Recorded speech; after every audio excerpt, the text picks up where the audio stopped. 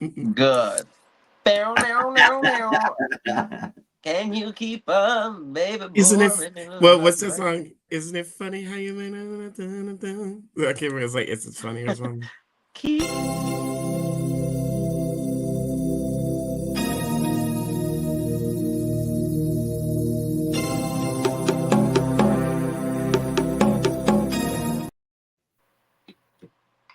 Oh, I gotta stop the screen. Hey, oh damn, yo, Wait. all these technical oh, it's because they got kicked. We got kicked off before. What happened?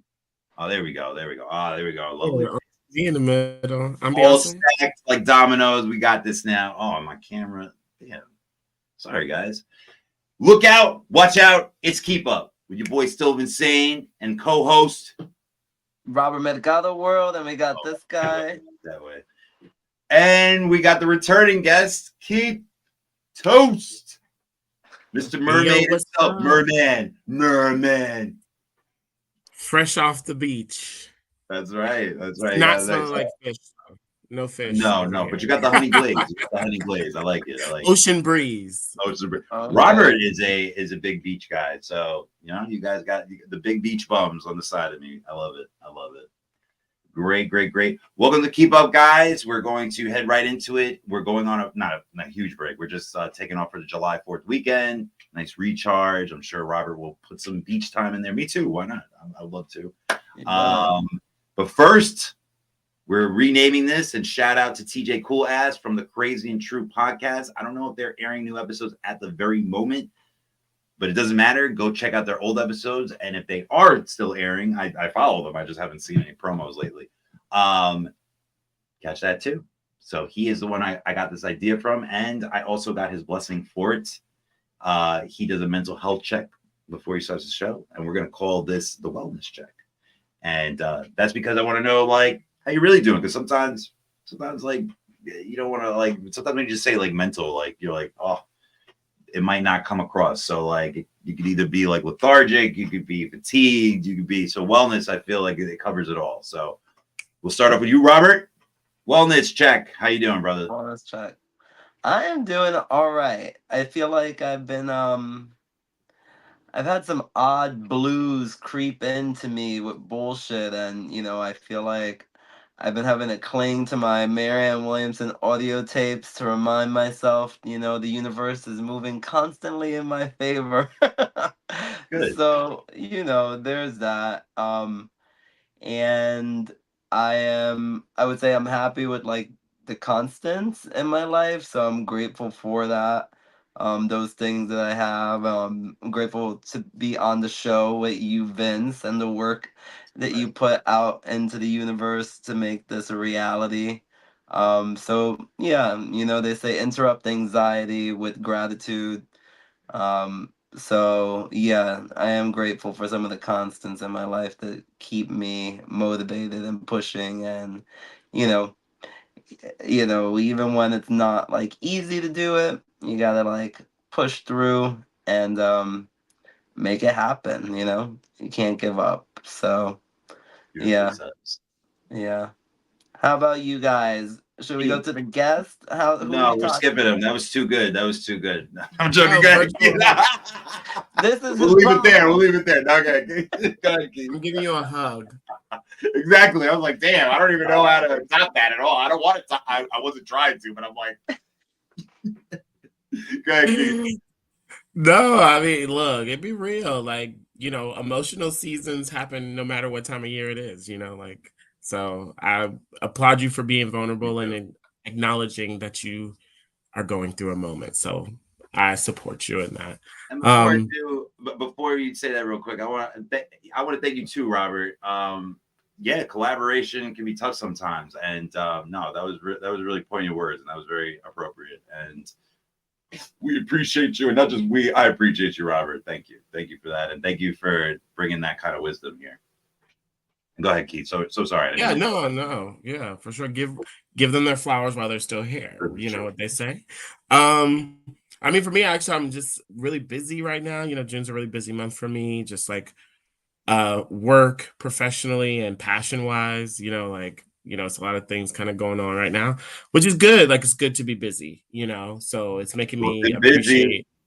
Yeah, like today I had the day off from work. I didn't really have anything to do, so I kind of just like went for a walk and just kind of relaxed. So I was able to be like give my gratitude for all the great things that I have going for me right now. So I'm very lucky. I know a lot of people are going through things. I'm going through my own things too, you know, kind of it's just like kind of secular, but um I don't know. I'm doing better than I'm not. So I'm thankful for that. Good, because we leave the crazies off the show. So like, that's why we Oh, do this. good. It's like a gateway. Like now you pass the test to get to the other topics on the show, the other segments. No, thank you guys. We're the crazies on the show. Right, exactly. Right, right. That Spider-Man, crazy called crazy. Like You can't have three crazies. Somebody got to be saying you. True. All right. That was really good, guys. That was really good. That was probably the best wellness check we've done so far. Thank you. I really appreciate that, guys. Thank you for being vulnerable. It reminds me of that show, The Shy.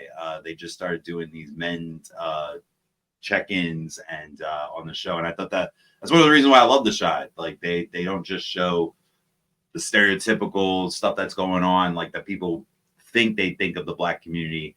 The Black community and just like the Latin community and just like so many other communities, there's so many different shades and different type of people, and just people being regular. It has nothing to do with culture sometimes. Sometimes just people are just being themselves.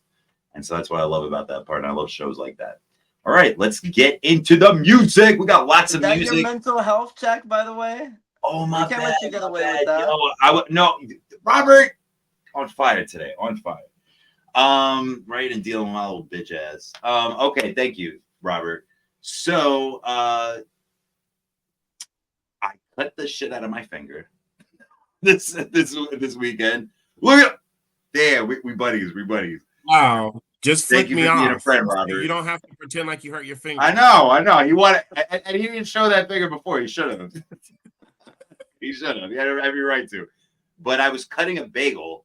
And I switched it because I thought I was gonna cut into like in between my thumb, and I was like, "Oh no, don't do that, Vince." As soon as I moved the knife, I sliced off like a big chunk. It wasn't bleeding, but like it was like right where the tip of like the dead skin is. So like I made it right. I was like, "Oh my god, how lucky!" So that sucked. So that hurt all weekend. I'm a little sore because shout out to Oscar. He's a big fan of the show. We're a big fan of him. We played basketball for the first time this weekend in months. Not him. He's been playing, he told me. But I've been like shooting around. So my body's a little sore. And TMI, sitting on a lot of preparation H right now. So just let you know, since we asked. Exactly. You gotta take care of mind, body, and spirit. So you know. Right, exactly. And Robert was like, no, man, you can't leave without the check. Right. We asked. Today's sponsor, Preparation H. It's true. I don't know if you ever saw that Bernie Mac stand up, and he was like, I was gonna go for the brand X, and it was up top.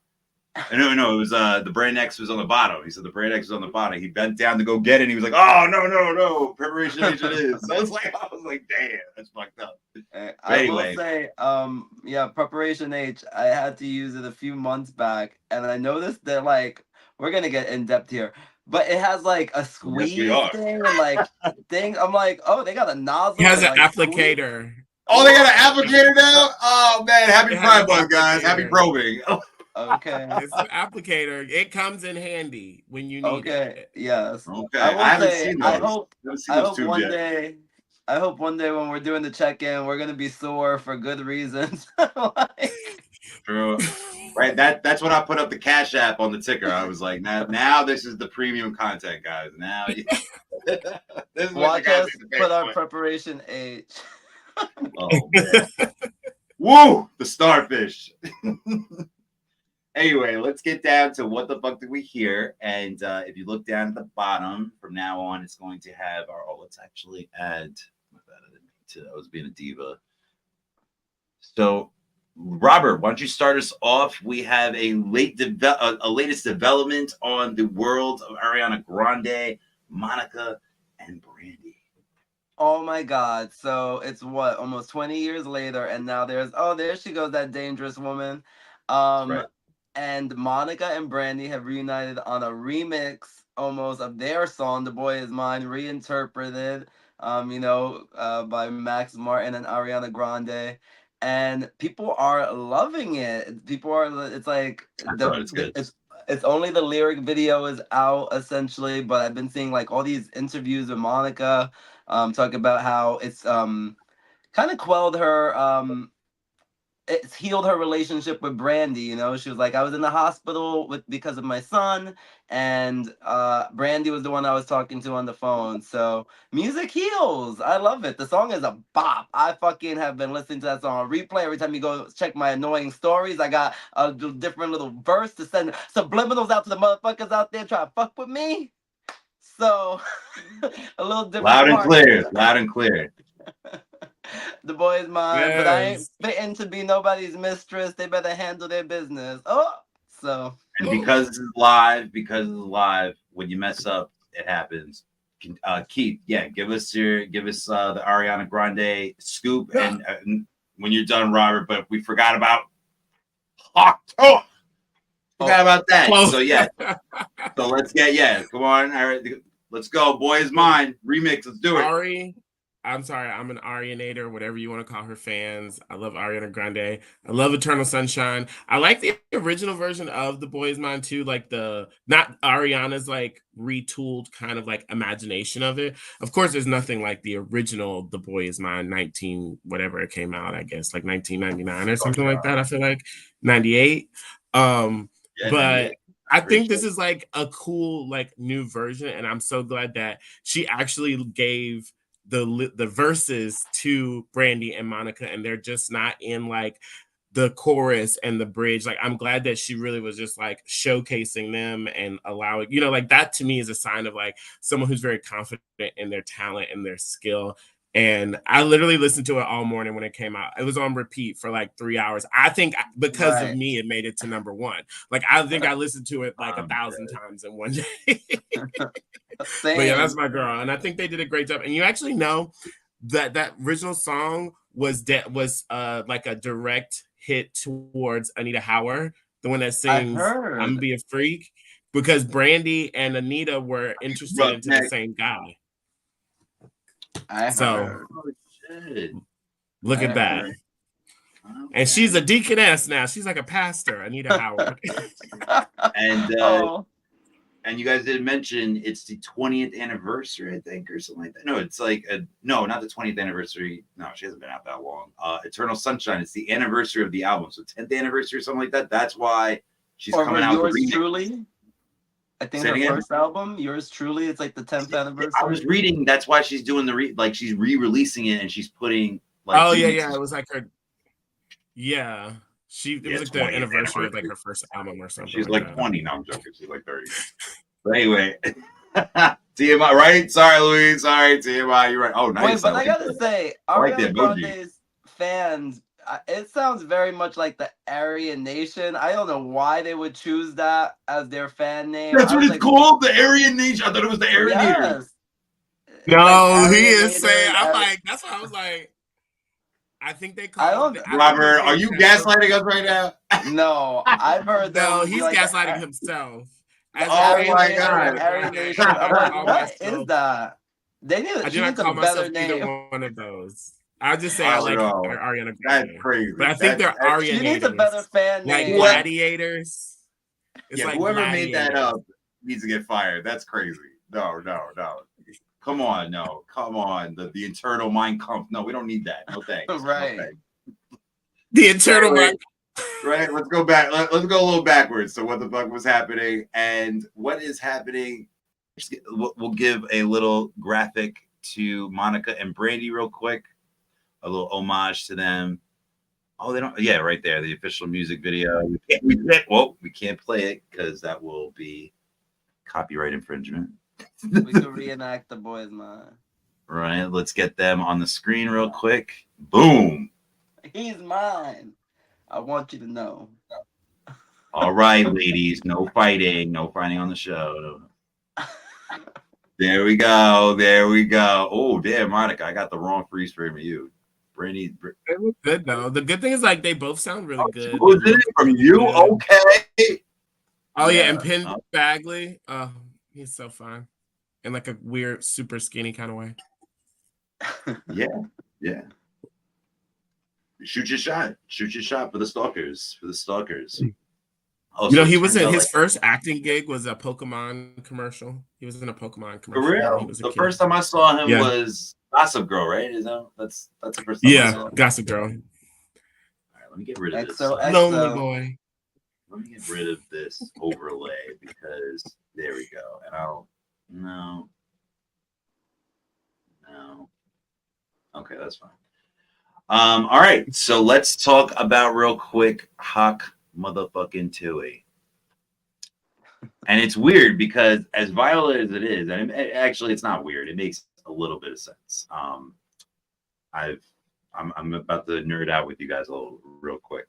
When I worked in the news, when I worked at Brute, actually I've seen you post videos about Brute before, Keith. I used to work at Brute, and they had a TikTok division. I mean, TikTok was out, but it wasn't like as popping yet, and so we were trying to like launch that.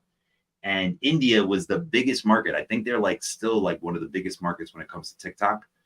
Even with the legislation, that's why it's not that big of a deal. It is a big deal, but the rest of the world is not trying to ban TikTok, only the US. And because US, blah, blah, blah. Don't want to get all into that. But it makes sense that the only articles that are showing up for her are from India. So when I was trying to look for any like news articles about her, it was all coming from India. I was like, wow, that makes sense. But anyway, let's this one we can't get for copyright infringement, but I don't think it's available right here. But anyway, this woman, she came up to they were doing one of those interviews that they do on TikTok, very popular. Random questions, rapid fire questions, like Billy on the Street, Billy Eichner. And I'm sure people have done that before, but Billy's the one who really made that famous. And there was many women that were in this video, and all types of things, saying the Gobble 3000, all types of shit. Talk about reverse cowgirl, all types of shaped women. It was crazy. And she was like the middle video, and her friend, they were asking the questions, and she was kind of like timid. She was boring. She was like, nah, my friend got this. And this woman, she was like, yo, you gotta dust the cobwebs off my thing. What's your best move in bed? And she's not the only one that said the Hawk Tuah. I don't know where this was filmed. I think it was like filmed some rural area. But she wasn't the only one, but she was the one who said the best. And she was like, you know what I'm saying? And she had and everywhere, it's everywhere. I've seen on Joe Rogan, everywhere. Everybody's been talking about it. Hey, Robert, Robert, you're like giving a thumbs up to your own post. I love it. I put smile. But no, have you guys seen this video? And is there like a favorite parody of this? Because it's everywhere. People have been making beats. People have been making songs. People have been making commercials. I saw one for a car wash, and she went, and like they washed the car, like it was crazy. Like, where have you guys seen any of this? This is crazy. I feel like I've been busy like the last 3 days, so I haven't really been looking at TikTok as much. I feel like when did this happen? Because I feel like I just saw it happened over the weekend. I just saw a video today about like Hawk saying like Hawk 2 or something like that, but but I didn't know that it had been going on this whole time, and now there's like a song and everything. That's crazy. The internet is so fast. Like by the time you catch up to it, it's like gonna be over. Like now she's lost her 15 minutes of fame, and it's gonna be like, oops, I missed it. But no, I didn't see it, but I'm definitely gonna go and watch the video after this because now I want to see it. I want to see what she talking about. Maybe I need to take some pointers. Right. What about you, Robert? I saw the video. I thought it was interesting. I think it's interesting that people are like people are trying to share pointers on how to please a man. I'm like, people are still interested in pleasing men out there. You would think there's so many like man haters and all this stuff that they're like, over here. They're like, fuck that, fuck men, So I'm like, wow, there's things are going viral about how to please your man. All right, Let me you get know. it to you. Right. And but people give Destiny's Child shit over that. They're like, "Oh, all you guys supposed to You are be so right. independent women, and now you're like, you want to take his shoes off, and all this bullshit." So it's like, I'm shocked. I'm shocked that people give a damn what to do to please their man. So hey, I True. think That's a good point. pleasing your That's a very partner good is point. important. So hey, I'm glad to see some conversations are being had. I'll just Yeah, say good And that. for her. I I bet she found her date. I bet she found her somebody that night. Right. yeah, yeah. And there Let was me a lot show of you what that rumors. mouth do. Yeah. Right, exactly. And yeah, that's what I'm saying. I want to. First of all, she's a legend.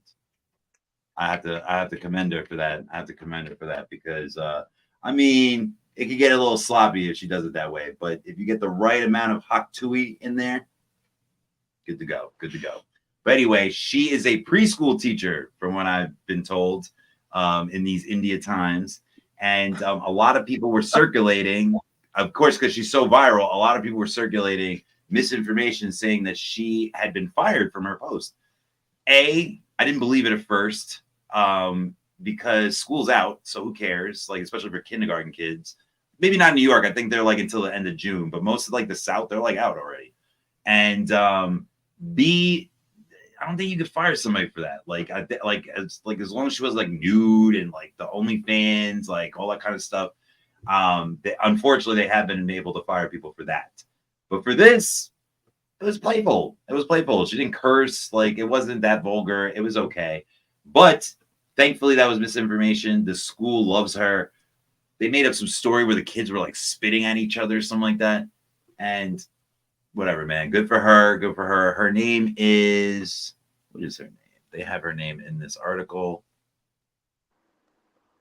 Of course, the internet hawked her down. Haley Oh, it's from Welch. Nashville. Nashville. That makes sense. That's like the #1 area right now for bachelorette parties. Bachelorette parties. Yep. Haley So, Welch. Interesting. Her name's Haley Welch. there you go. Thank you. Thank you, Robert. Thank you. Thank you so much. Okay, cool. We can move on back to the music. Sorry about that, guys. That was my fault. And thank you for the Ariana Grande take, guys. All right. So the next thing is in music is sometimes you gotta pop out and show motherfuckers. Yo, so Kendrick Lamar, and Robert knows where I stand, and it stands evolve. Things evolve. I thought I was a real big Drake fan. I still am, but I'm realizing that that I really like Kendrick was a little closer than I thought. Not because of this battle. It's because it is because of this battle. It's not because of the content of the battle. It's because like he's just everywhere now. And it's made me think to myself, it's made me rethink a lot of things. I'm like, wow, like for instance, I realized that I like Kendrick albums better, but I like Drake's songs better. I feel like he has a number of songs more than Kendrick's catalog. But as far as like body of work, Kendrick has better albums, even though I didn't really love Damn, which is crazy because that's like one of his most successful albums. And I did not like the Big Steppers. I enjoy Drake live more than Kendrick, but Kendrick still puts on a great show. And it's funny, I've actually paid the most for Kendrick's tickets. Beyonce and Kendrick are the only people I've gone over $300. TMI again, Louis. So back to the actual real reason why we're talking about this is because on Amazon and at the Hollywood Bowl, I believe, somewhere in Compton, everything to do with the beef. Basically everything that Drake said that he put down in these songs, like the Heartbreak 6 and Push Ups, and you heard all the songs. All the claims that Kendrick made, I mean, all these counters were in this one performance. He performed Not Like Us, produced by DJ Mustard, who's now just called Mustard.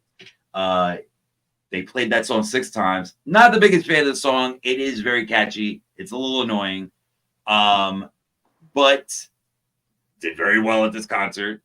I've also realized, and I said this before, I think there's more Drake haters than there are Kendrick fans. Still, Kendrick's the man. Still, Kendrick is the man. I still think it's a little petty that he's going through all this, but I'm a Gemini, so I have to appreciate it. He's another fellow Gemini. I'm trying to grow from being this petty, but in deep down inside, I can appreciate it. And we talked about I know it's been like a recurring thing too, unfortunately. Team vote, what are you doing? What are you doing? So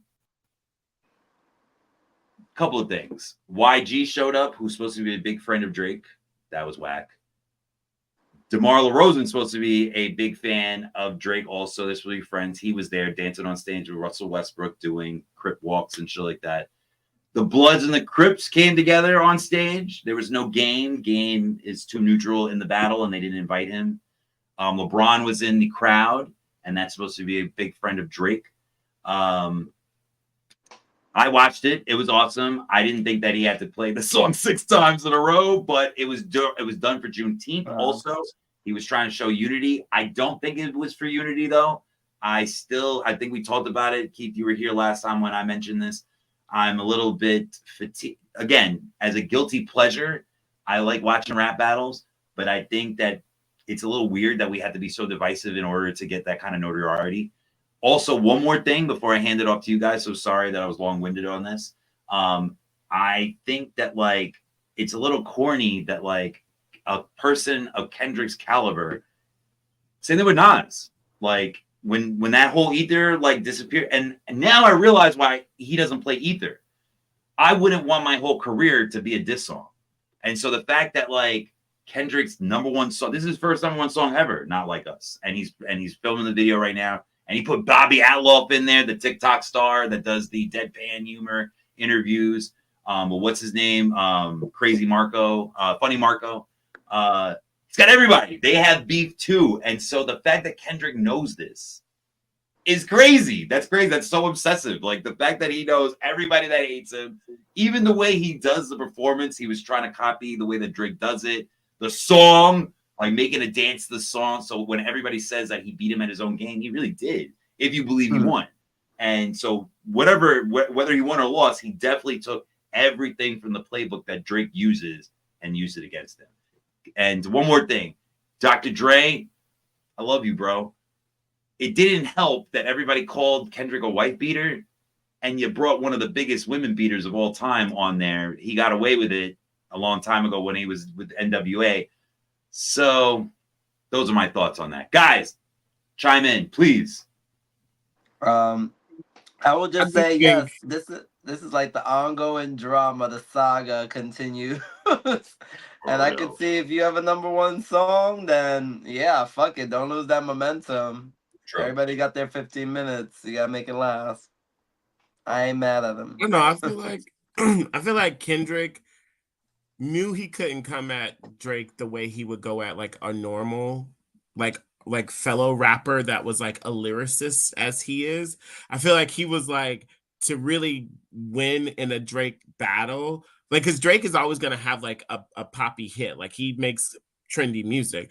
He went full tilt. Like he was like, I'm going to beat him at his own game, and I'm going to be the pettiest, and I'm going to go as far as it's possibly going to go, because that's what Drake would do. Even to your point that you were making before, Vince, it was kind of like, you know, Kendrick is kind of like up on this pedestal. He's a Pulitzer Prize winning artist. You know, he's got all these accolades. He's supposed to hold himself to this certain level of self-respect that he shouldn't stoop to. Rapper. Yeah, raunchy rap.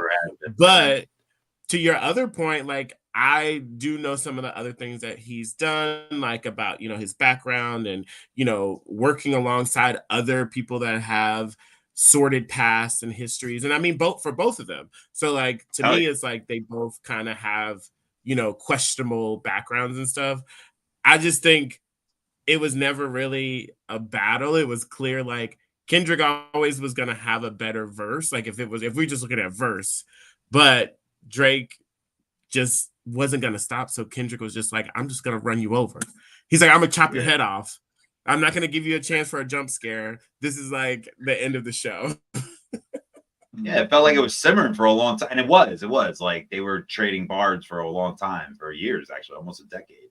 But it And the just thing felt about like, like LeBron showing up and his like friends and stuff, because that's what I first heard. I heard about the concert because they were talking about like LeBron and how dare he be there, and he's supposed to be Drake's how friend. dare you, as Robert would, It how sounded dare like you. this was the place to be. If you were in LA, you were supposed to be here. I'm pretty sure there was a lot of people there that we don't know was there.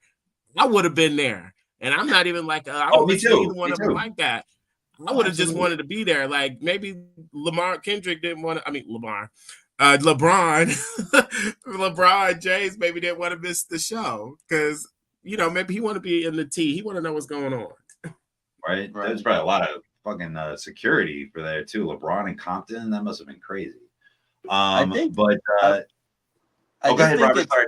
I was gonna say I think it's interesting, with Kendrick being that he is like you said, he's not as necessarily commercial as or trendy with his music.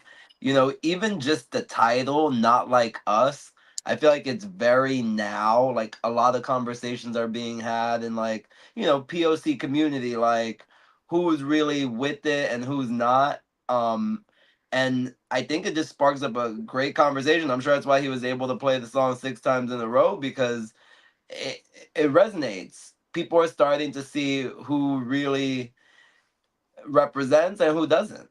So I feel like he sparked a good conversation that's going to go beyond the beef. Like people are going to be using that phrase, not like us, forever. And everybody's going to know exactly what you mean. You know what I mean? So Robert, I he, wish more people thought like that. I'm in the comment threads a lot, and most people do not feel that way. Like I said, I don't want to make it seem like they're picking up. I'll be fine. I'll put the fan on medium and go to sleep. But a lot of people, there was one time I was in a comment thread, and the person was like, "Stick to listening to Kid Rock, Jelly Roll, and someone someone else." I was like, and I had my profile picture is just me in a tie in a work event or something like that. And then there was another one. Somebody said, "Oh, well, you're not part of the culture anyway." And I'm like, See, and wow. for all those people, they just got a phrase that's gonna represent how they can come at you in the future. So that's what I mean. That phrase is gonna live on for like forever. Like when someone uses that, it's gonna be known like what they're trying to say, and it just sums it up quickly. You know what I mean? So that's where I'm saying in that way the cultural resonance is just gonna live on because Drake, I can't even think of anything that he said that was better than BBL Drizzy or just a phrase not like us. It's gonna live. Oh well, so that's where my opinion differs on that. That you just mentioned two different people. Like BBL Drizzy is Metro Hmm. Boomin, Hmm. and that's where I mentioned on one of the episodes is that's why I don't think that Kendrick won because he literally just singled out Drake. Like Drake was coming at the whole industry. The whole industry was coming at him. And like I said, Kanye West was on not Drink. He actually was on both shows. He was on Drink Champs and he was on just what's his name? The guy from Revolt TV, Justin LeBoy, the guy that used to have the viral memes in white on Instagram. Kanye West admitted that like they had been plotting this for a long time, that they wanted to bring down Drake, and that like he mentioned the president of Universal and like how Drake is in his pocket and stuff like that. So that's why I thought it was, and that's why when he mentioned Thanos in the push-up song, I understood because I was just like, they're all coming. Metro Boomin and Future came out with 2 albums talking shit about him, getting The Weeknd on there. The whole industry was against him at one time. And so when Kendrick, I felt like, and then J. Cole, nobody's talking about J. Cole like bowing out. Everybody was like, oh, wow, how mature. Yo, you just did a video with him. You went on tour with him, and then you just go, oh, nah, never mind. I don't want to. So I thought it was kind of brave for him to do it, but again, I think it's corny on everybody's part, not just Drake and Kendrick, and not you at all, Robert. You have nothing to do. It You have shows nothing the to do. boys are just as messy as their girls are. I don't even like when the rap. I don't like when I'm just over it. Like, so I don't want to like go to a concert and trade friendship bracelets like we're at a fucking Taylor Swift concert, but I also don't want to just keep tearing down like an artist in order to like get everybody looking at rap again. Rap just fell out of the #1 genre like last year. It was like #1 for like 20 straight years. And I think country, pop, of course, and Latin music actually are like ahead of it now. And I think that's just natural progression. I think that's just natural progression. I don't think that's because rap is whack. A lot of people go, oh, because rap is whack. I'm like, that's not true. These genres are coming up. You can't stay number one forever. Go ahead, Robert. You had something to say. You look like you did. I just feel like Kendrick represents, because he's like a lyrical artist. For me, I feel like he represents what like the hip hop is at its heart and what it should be about. And Drake really does represent that commercialism of hip hop. And I think that's why there's a lot of people in hip hop who are just like, I'm all right with taking this guy down, because it's like in a lot of ways, if he's taking the spotlight, right? And there's people, the conversation's being had, all right? He's a mixed race person. He is from he has a wealthy background. So a lot of people in the like who listen to hip hop community, the majority of people are not just wealthy people who had a good life. There's a lot of people who are either just black or Latino, and they grew up with hip hop, and his hip hop version, his energy that he puts towards hip hop is very commercial, and that's why like even Nicki Minaj got a lot of slack when she went pop, and they're like, oh, bitch went pop, and now she's very scared to do anything too pop, and they're twin flames. So I think it's really interesting that like people are trying to reclaim hip hop from this almost like pop influence that Drake brings to it. I think I see that there too. There's people who are just like, I've been tired of him. He brings like a soft hip hop. He's like more R&B. It's like, so I can understand why people jumped on the bandwagon. Like, fuck him. Let's get him out. He's got all this money. They're like, oh, Universal. They're probably thinking, people start with all their racist bullshit. Like, oh, the And he fucked Jews. a They lot of their fight with the girlfriends. Jews and all this. And they're like, fuck that. So I You're just right. like, yeah. You're right. Not to make it to like a very remedial level, but I guess that's another reason why I relate even to both of them. But like with Drake, like it's not easy to root for the person that's winning. He's been winning for like 15 straight years, pretty much, Drake, and so is Kendrick, but like not as much as Drake, especially in the pop stratosphere. I do not like his pop stuff. I'm not a big fan of how like bling. I'll sing it. It's just like not like us. It's catchy. They're not the same songs. I'm just saying, like, it's catchy. I just it's a preference thing. And I think if you want, you can't have both. What's his name? Juicy J. There was another one that commented on rap being like on the downslide and like, what are we gonna do about it? I don't think right now it's going well, but I don't think like other people, I don't like it's leading to album sales of other rappers though. But I don't think like the way to get rap to go forward is to hey R&B love actually R&B is doing very well. I don't think and even R&B people are beefing now, they're rivals and shit like that. But I think that I don't think the way to get more fans in is to beat each other up. I don't think that's the way, and not even just beat her. That's the same point I made. My bad. The thing I want to say is to just be like, it's our music. Like, yes, of course, it's black people's music. Of course, that's where it originated. But to just be like, all right, cool. Now, like, I'm reclaiming this as our music again. Like, why? Like, why? Rap is so relatively young. I think that's the other thing. Rap is only 25 years old now. Like it's not an old genre. So it's coming against like a lot of things that like other music genres has gone through. Like through the growth. They just did the 50th anniversary. They just did the 50th anniversary. Oh, the 50th. Okay. I was thinking about something else. But that's still kind of young, 50 years for like a music genre. Like that's still kind of young. And I mean, even if we say like hip hop was 50 years. Hip hop is 50 years. I don't know like where they differentiate rap and hip hop. I don't know. But I still think it's still a relatively young genre. And I think it's just going up against some like, it's a new generation and like people are coming in and we have these like yacht rappers and all these kinds of different styles of rap. So people are like kind of saying like what's real rap and what's not real rap. And it was like back in the day, like before it was just like everybody rapped. It was just like whatever. So now it's kind of like this, like, are you black enough? Are you hood enough? They Are you did street it. They enough? did it with LL Cool J, and that's why Yeah. it's funny. Even with Dr. Dre, they did it with Dr. Dre. He put it in one of his lyrics. He said, "People said I turned pop on a firm flop." Like everybody thinks like when you go commercial, all of a sudden you're not a rapper anymore.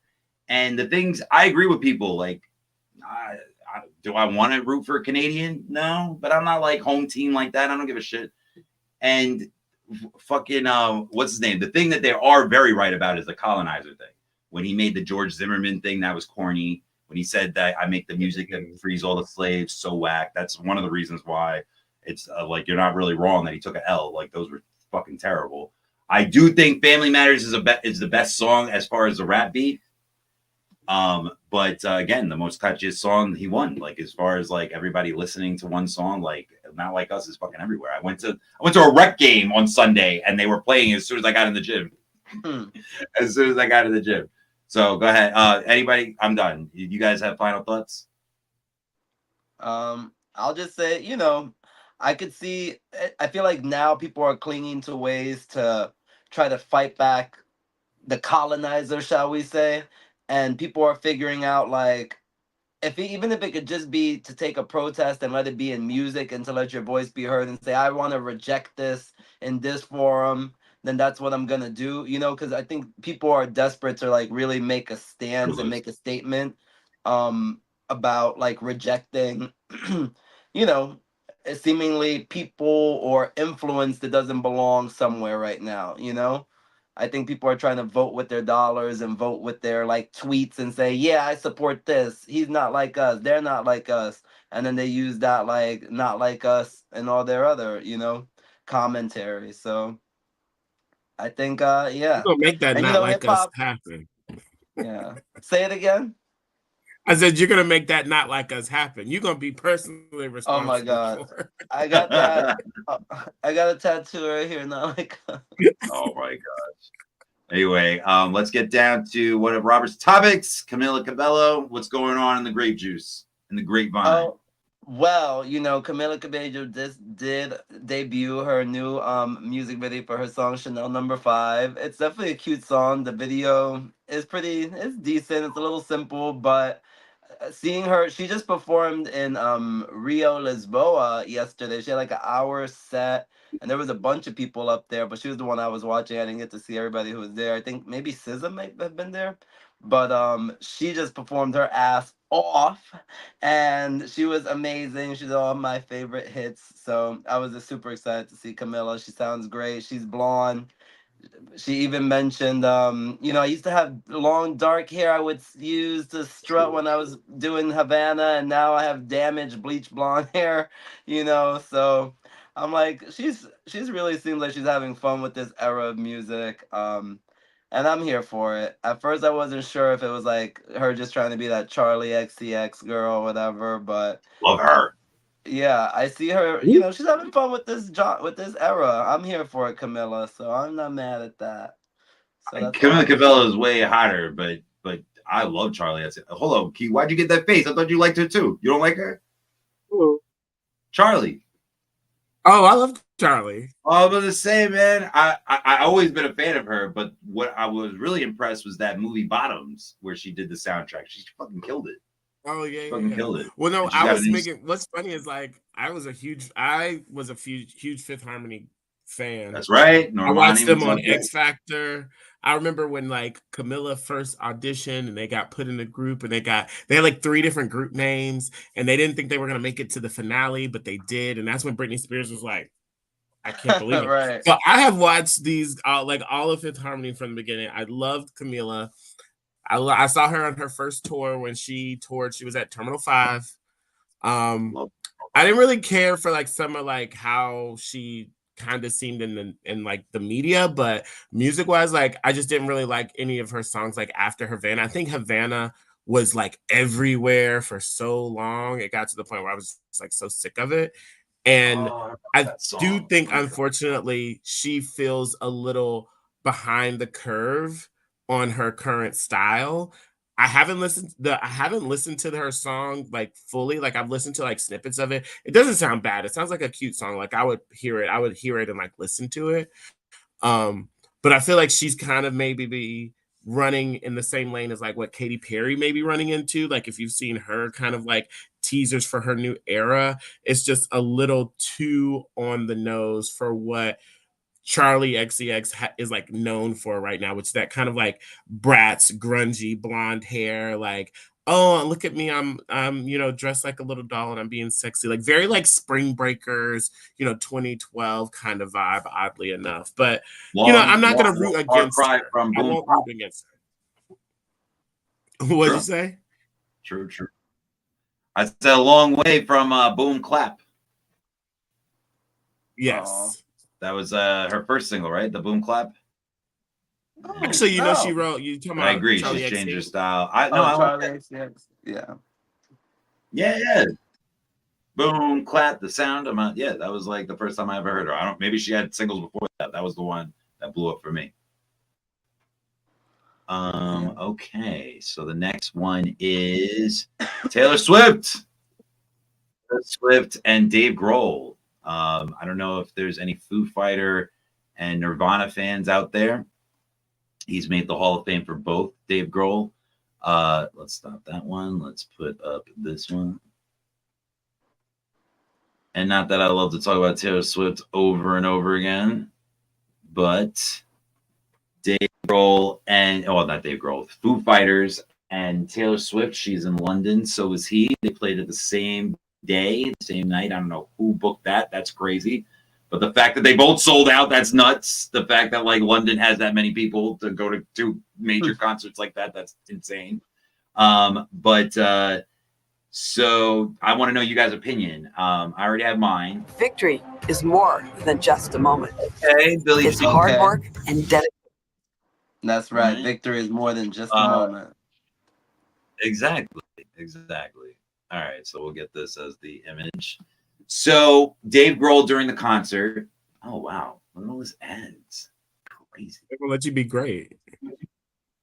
It won't. I know. Come on, cookies. What are you doing?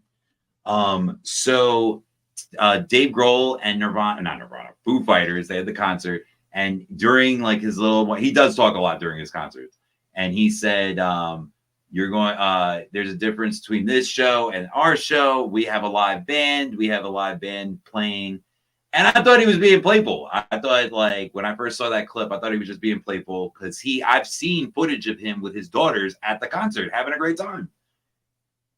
It seems like Taylor, either she was, poking fun as well, or like he mentioned in the pre-show, maybe she's just being insecure 15-year-old, like she's That's being exactly what she is. The Kim Kardashian thing she's still mentioning as well, the bullying that she went through with that Amy song. But she said she brought out the whole band, which you're supposed to do anyway. You're supposed to you're supposed to introduce the band. I thought she did that already. I saw her concert on TV with my cousin. She does bring out the band, so I didn't understand what that was, guys. Please make it make sense for me why she took that. Maybe why she took that personally of a live band being in her set. I mean, she's very bothered about anybody questioning her artistry. Ever since she's lost out that Grammy for Album of the Year, she made that Netflix documentary. She's like, I fucking write. I do everything. I direct my videos. How dare you ever accuse me of not being a serious artist? Fuck you. So she's like, I think it's a sensitive area for her when you criticize her, like anything to do with her artistry. So that's what I get from that. I think for me, it seems like Taylor Swift, I think people forget she's like 35 years old. This is a 35-year-old grown woman. She's not a 17-year-old little girl that's like, oh, why are these adults always picking on her? She's so innocent. Like, no. Like, I read that he was making a joke about because of his live band, something messed up. He was saying his show should be called the Errors Tour because it was like they're doing live mess ups or whatever. Like he was making like a joke of it and used like a play off of her tour, which is like, thank you. It just went over her head because it's just like, oh, it had to be directly about me. Like that's the most annoying thing. Oh, and one other thing, in London they have matinee shows, so they'll have a big show in the Oh, daytime thank you for and then that. another big show at night. So Oh, like because I was some about to artists say will, that's like a blackout. How do you do that? yeah, like so one person has like they'll have like an early show in the day, and then they'll have like a noon concert, a concert at 12 noon or something like that, and then somebody will go to the next. That is dope. But honestly, I don't know, because you know how the Taylor Swift fans are and how everybody goes when it comes to her.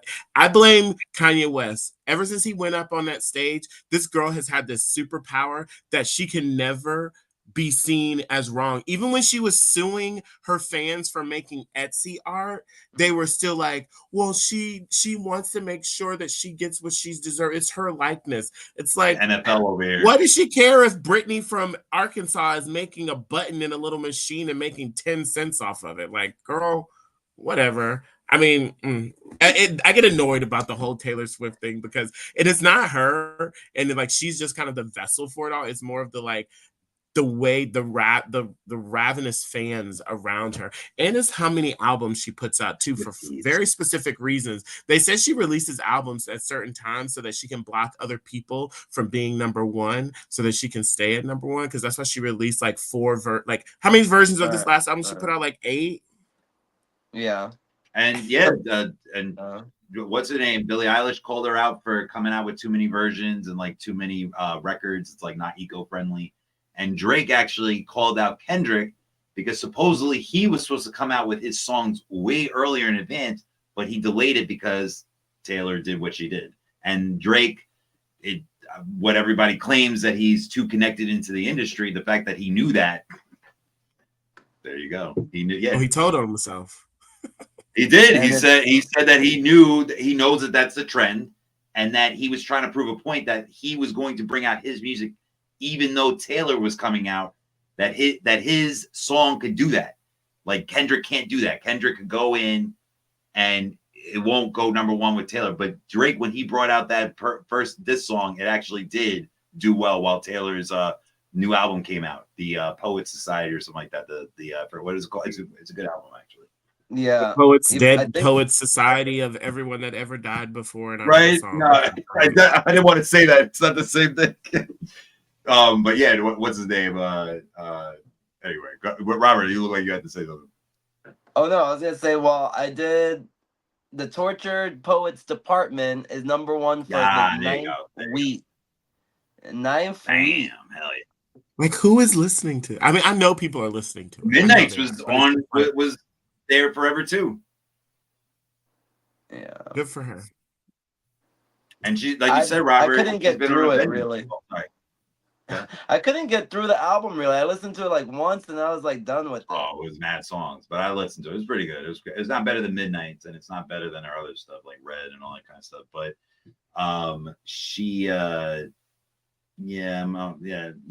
not her fault. I'm just over it. I know it was Robert who said, like, ever since she came back with a vengeance, got the Grammy back again after that Folklore album. She got it again over Beyonce, which that sucks. I think Beyonce deserved it a few times. Lemonade, Beyonce, and the last album Renaissance was fucking amazing.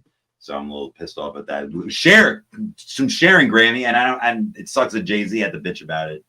That's and it's crazy. Like, you would think that it'd be rigged in his direction. He's so connected into the music industry, but it just doesn't work out that way. Yeah. Good. I agree, Keith. Look at that. One person in the world agrees with you, Keith. No, I'm joking. Thank you. That means it's an instance in the universe, so it's real. True. We love Luz. Love Luz over here. She's the best. Okay, I think we're ready to go with the music, but we don't have to. Is there a video for this? If there is, then we can see it. Oh, why not? Let's do it. TMZ. We could do TMZ. TMZ doesn't care about us showing their videos. All right, we're gonna watch this real quick, and we're gonna.